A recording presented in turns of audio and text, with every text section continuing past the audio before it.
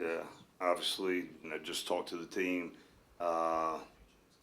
10 penalties and 2 block punts, even against you're playing a caliber team like that. That's not a recipe to win the game. So obviously we've got to clean those things up. The penalties, the block punts, the attitude, the demeanor, the response, disappointment, hurt. For me, obviously, as a leader of the program, take great responsibility in getting the things cleaned up. And the biggest piece too, and I just told the guys, is it's a 5-day week right now. We got a 5-day week to put this game to bed and start on the next opponent. And so we've got a lot of work to do to clean those things up and just go from there. Okay, questions? If you could, please take a microphone, raise your hand. We'll start right here with Rod.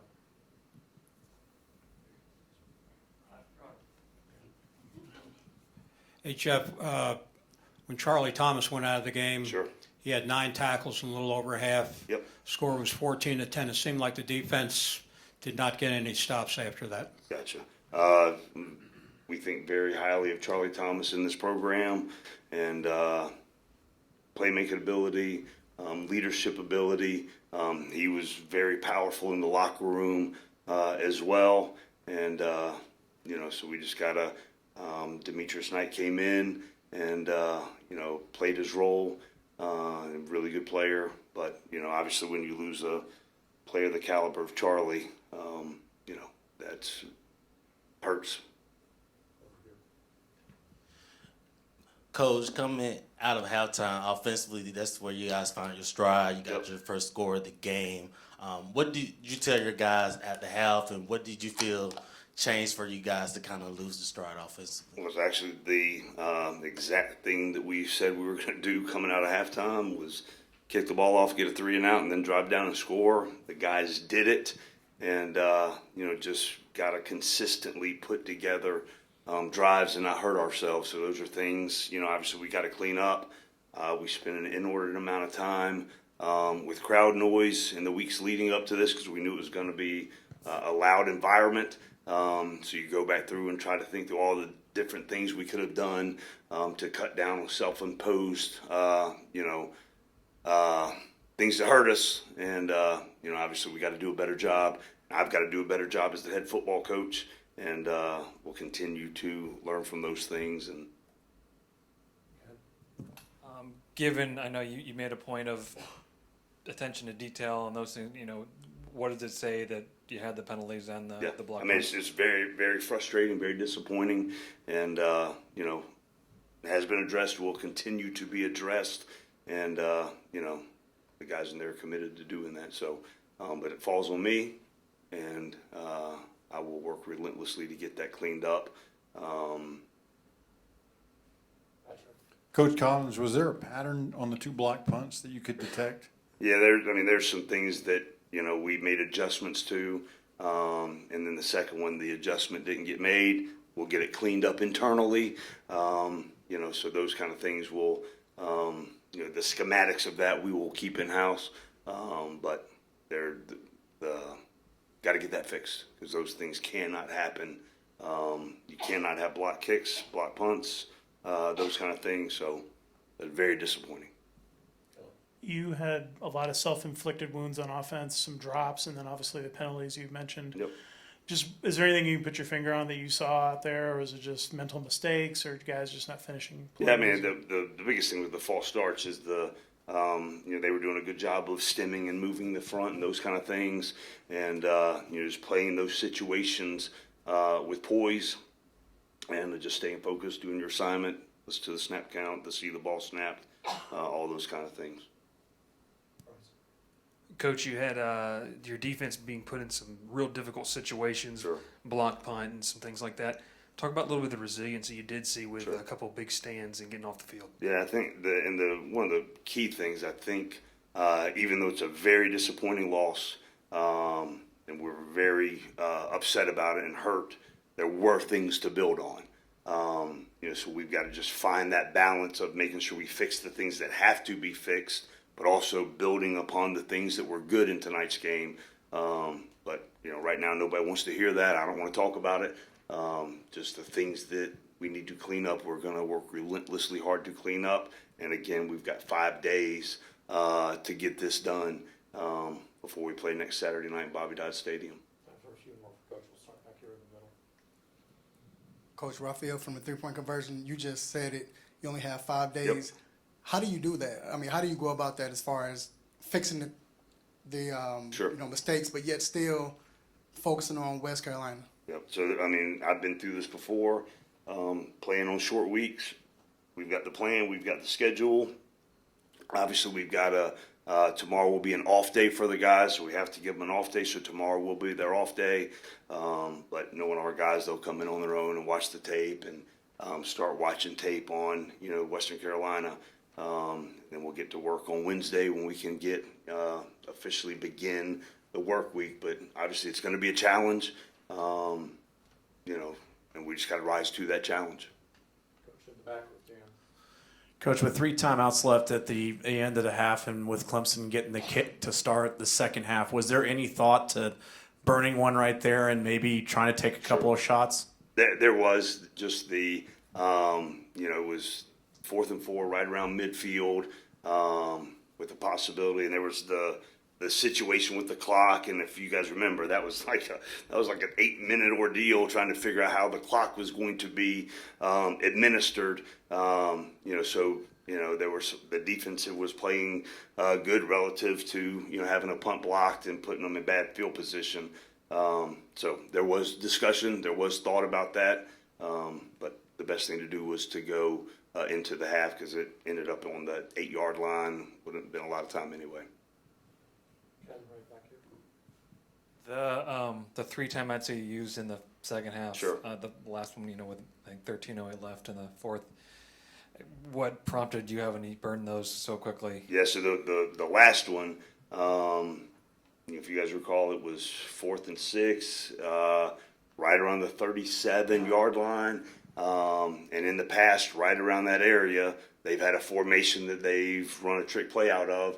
They shifted to it, saw it, and banged the timeout, regrouped, and then they didn't run the fake after that. There was another situation earlier.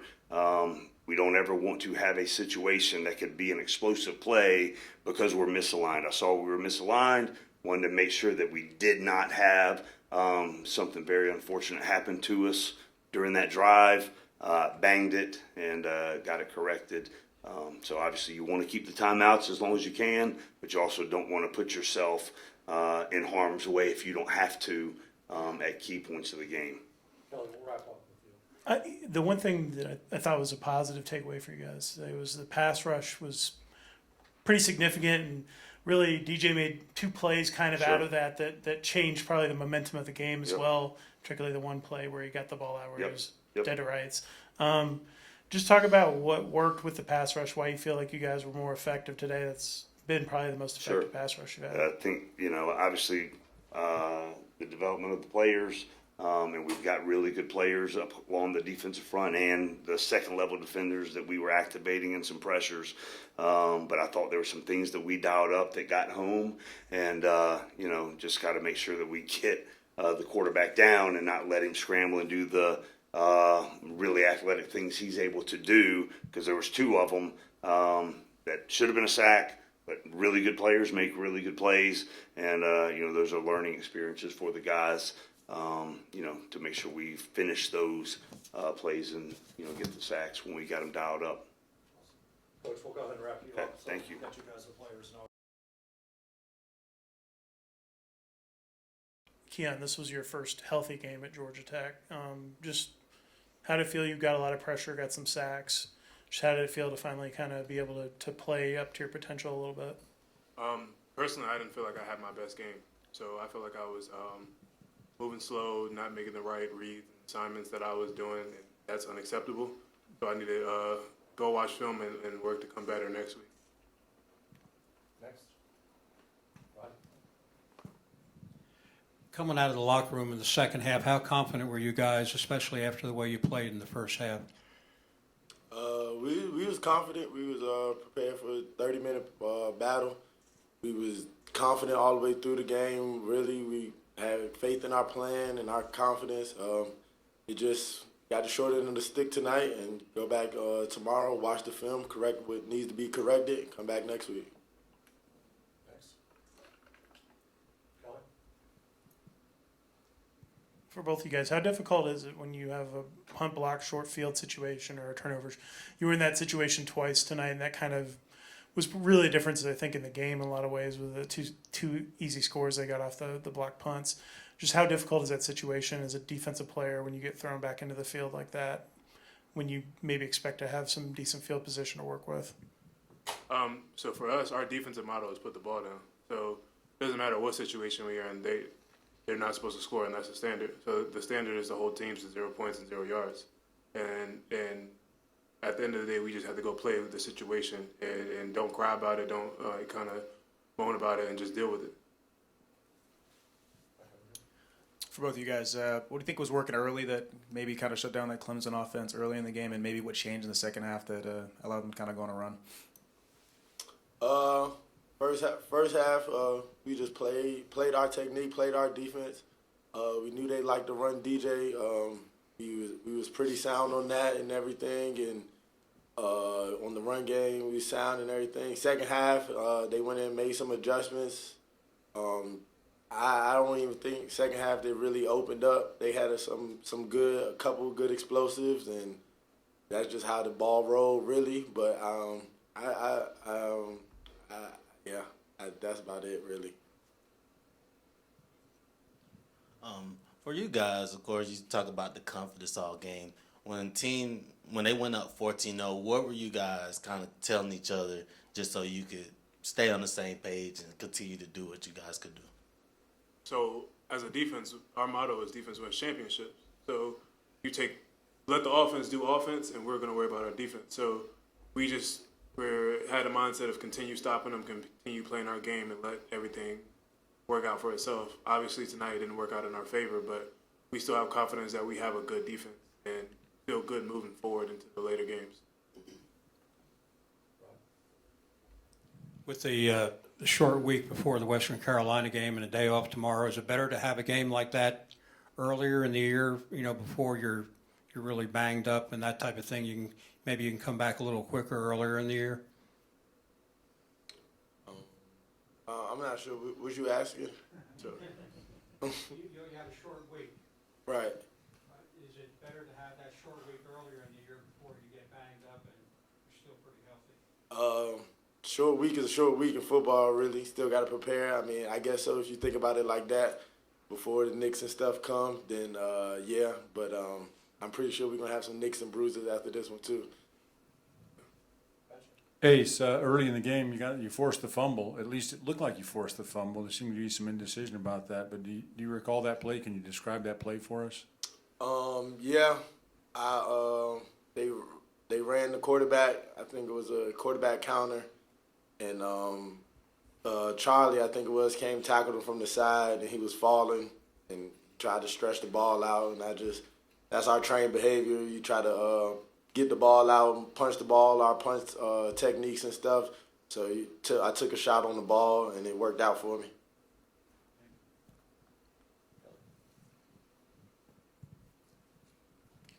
The Ace, how much did it make a difference when Charlie went out of the game? Because he was a little bit of your eraser tonight. He was making a lot of good plays, and particularly in the run game. Just how much did that impact you guys? I know you guys have a lot of confidence in Demetrius, but Charlie is kind of that freak sideline to sideline guy for you guys. How much did that impact not having him? Because I think it was 14-10, was it, or something, when he went out, and then they kind of went on their run.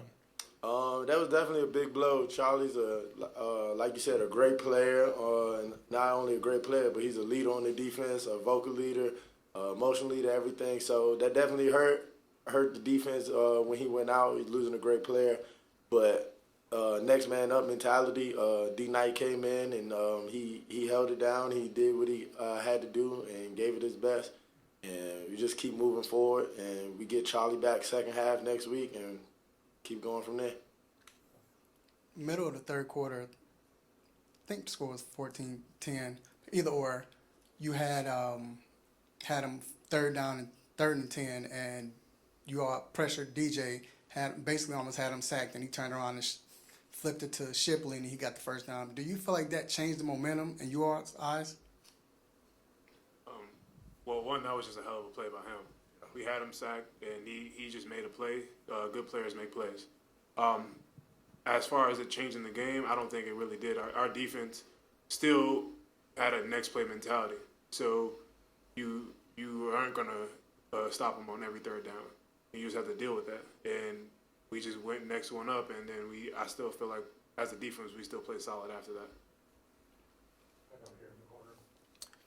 Hey guys, despite the final score, it seems like you guys have continued to point out that you guys feel really good about your defense. What are some of the positives you can kind of take from this? And I guess why do you feel so confident going forward that this defense is kind of what you think it is? I feel like our defense is the nucleus of this team. Not saying anything to the offense, but I feel like our defense is where most of our seniors are, and we have a lot of that senior leadership. And I feel like as a whole, we stayed cohesive and as a unit tonight, and we didn't kind of split apart. And that's the biggest challenge in teams when situations like this happen, just splitting apart. But as a defense, I feel like we stayed together because of our leadership. And I think going forward, that'll be a big part of who we are as a team, not even just a defense. And you want to wrap this up for the defense? Ace, you mentioned a lot in the preseason, even in the spring, about communication needing to be better. Can you kind of give me a sense of how that worked for you guys in terms of everybody being on the same page? It seemed, from watching it seemed like you guys were in the right places most of the time. Yeah, great defense is a defense that communicates and makes sure everybody's on the same page. I feel we did a pretty good job of that tonight. I wouldn't say it was perfect. Definitely needs more things cleaned up. But being on the same page is the first step of being a good defense. And I think we did some good things tonight. And we just got to keep building on that, keep communicating, and make sure everybody's on the same page. Okay, awesome. We'll wrap it up. EJ, what was it like to get that first catch under your belt? Oh, it felt good. It felt good to be back. Definitely. There was a lot of mixed emotions in there, but I'm glad to put some points up for the team.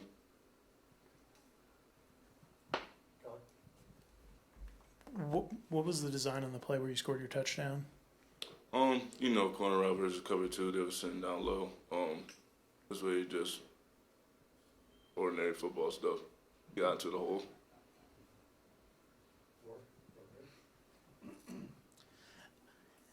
After they went up, I believe it was after they went up 14-0, Jeff Sims and the offense just seemed to be clicking. He was completing a lot of passes. For you, what do you feel was able to help get things going?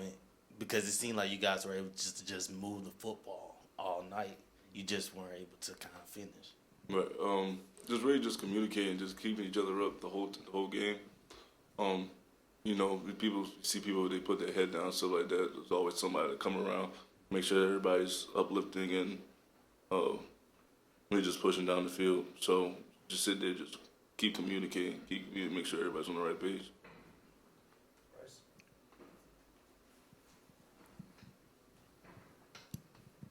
Talk about your quarterback tonight. Obviously had to deal with a lot of pressure, but kind of stuck in the pocket, made some nice moves to deliver the ball to guys like you, Nate, some others as well.